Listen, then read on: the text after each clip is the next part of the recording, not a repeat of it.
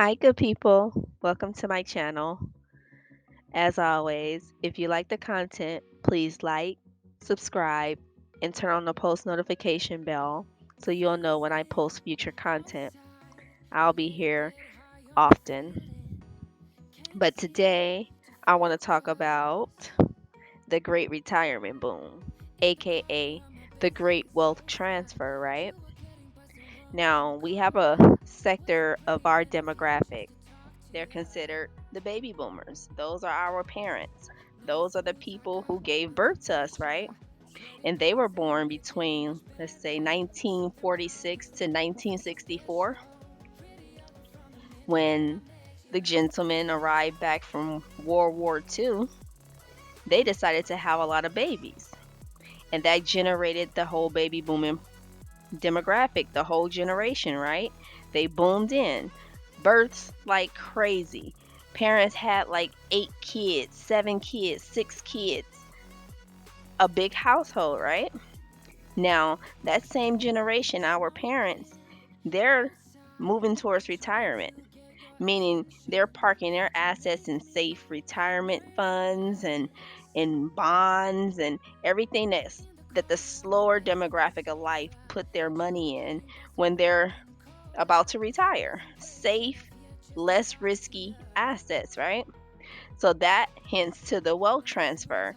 They're going to retire, prepare to exit this planet, and they're going to take all of their wealth, their assets, their homes, their businesses, their retirement funds, their survivor benefits, their life insurance policies. All of those things get transferred down.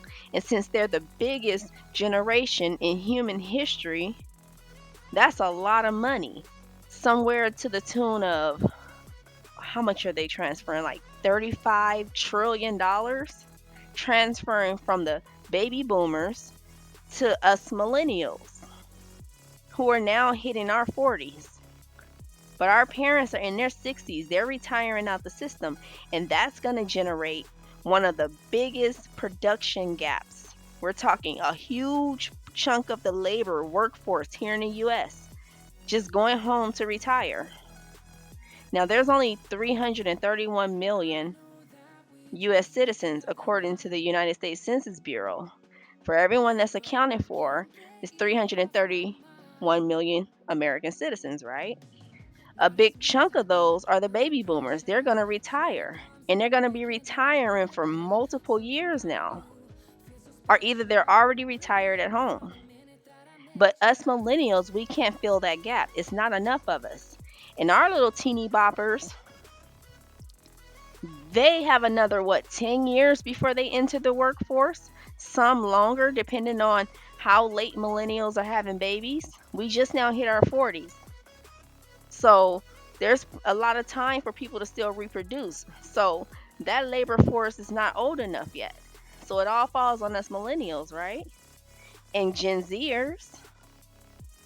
But that those generations aren't even our they are not as big, combined as big as the baby boomers. But the boomers are getting out of here. That's a population decline. Everything for them moves slower. They consume less. They have less disposable income. They are on a fixed income.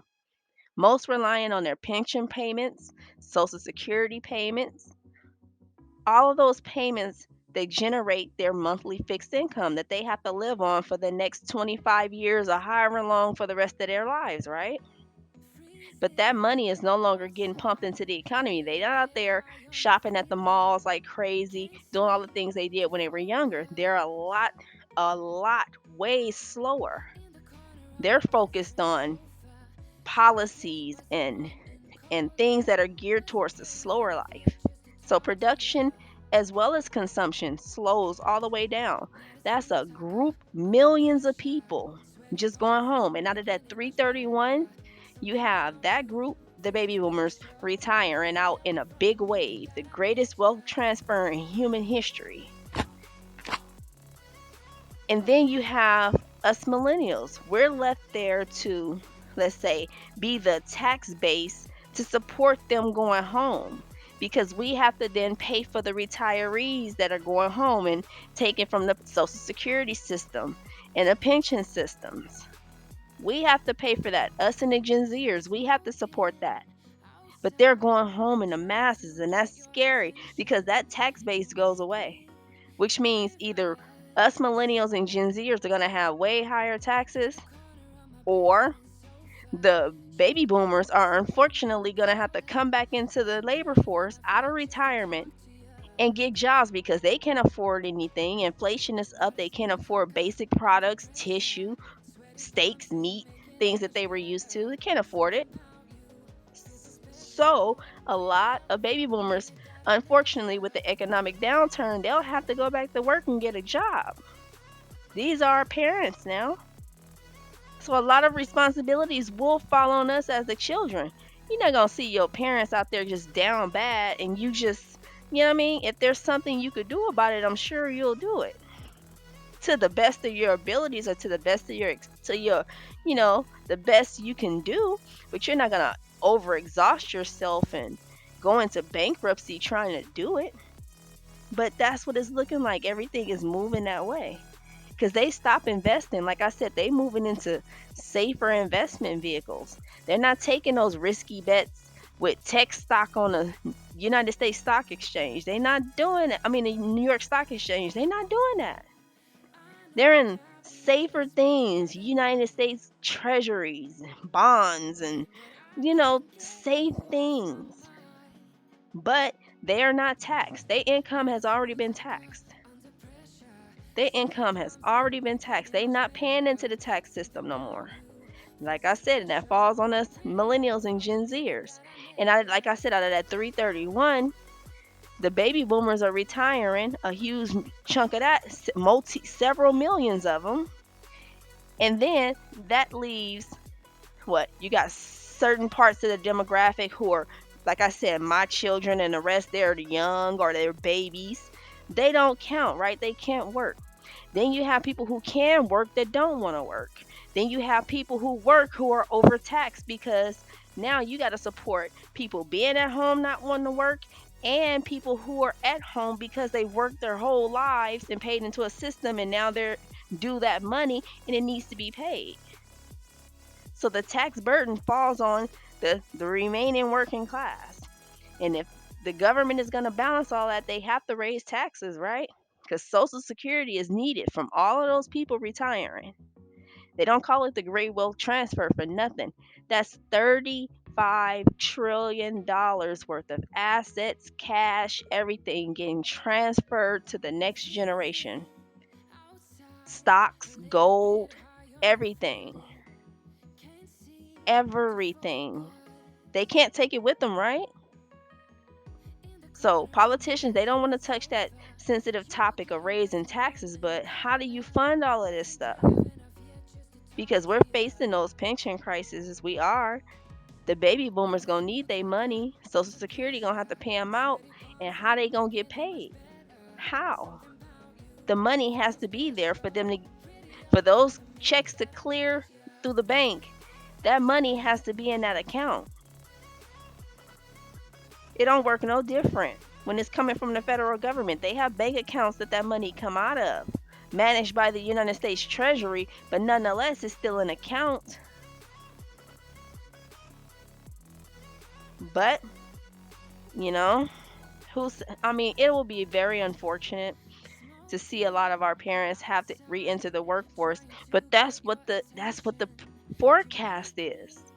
It's not a good look. It's not nothing. I mean, I'm trying to be optimistic, but it looks very crazy, and a lot of people gonna get hit left. It's already a lot of young adults who have to take care of their parents already, and then you add this next gigantic wave of retirees. It's only gonna get worse. And most countries across the world, United States included, Japan, China, Europe, Germany, all of them are getting old. All of them. You got countries like India and Africa got large populations, well, Africa continent, but several countries within Africa, young populations, large demographics. We don't have that many people. So when the retirees retire, it's gonna, oh my God, I hope and pray that we find a solution, but we're relying on the same legislators, lawmakers, to get us out of the same hole that they put us in. So I don't know how much faith I have in the United States government of fixing it all when they were the cause of a lot of it all. Letting the commercial banks run crazy and give out all these loans and inflate things, and now things have to deflate, and it's like our parents are caught up in that whirlwind where they're at a sensitive point in their life where they're just about to retire. And the question is, will everything be there for them when they get to that point? Because they're retiring in phases and waves. So, do we pay higher taxes as the remaining labor force? Do we agree to raise our taxes to pay for our parents to go home? Because that's the question that we're going to be faced with.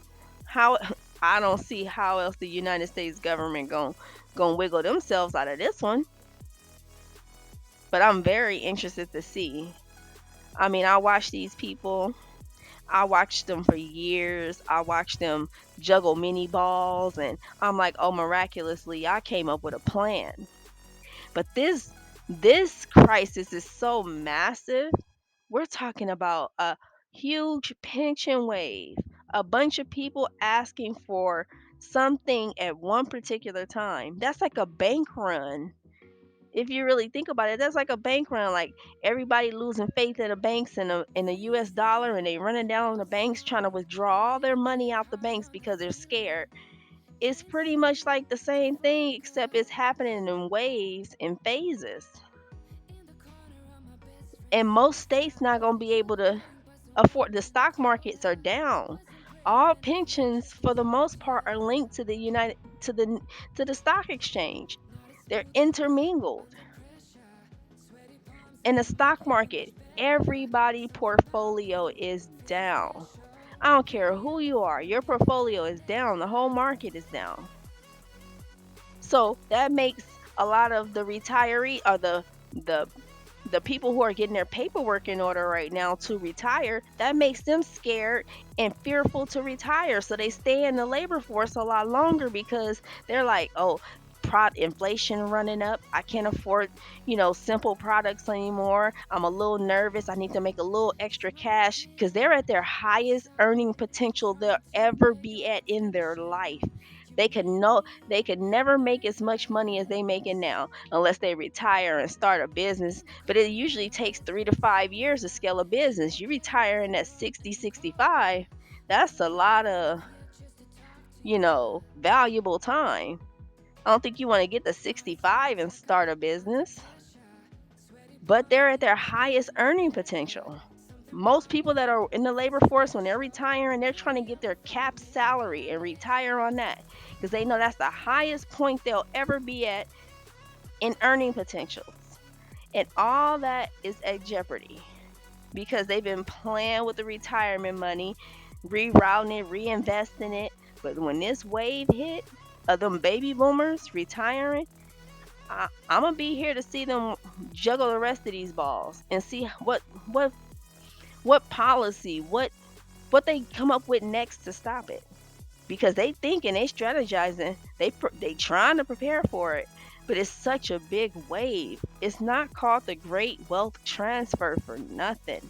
That's a $35 trillion wave, and it's coming whether we like it or not. The wave is coming. It's been approaching, and people been knowing this. Economists around the world, everybody been knowing this for quite some time now. Now we're at the front door and facing global sicknesses and all this different stuff, and interruptions in the supply chain and manufacturing and globalization.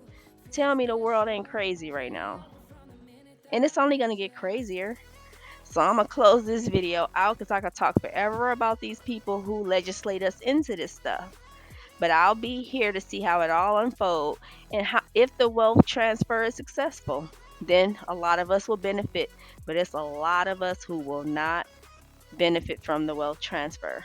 So until next time, bye.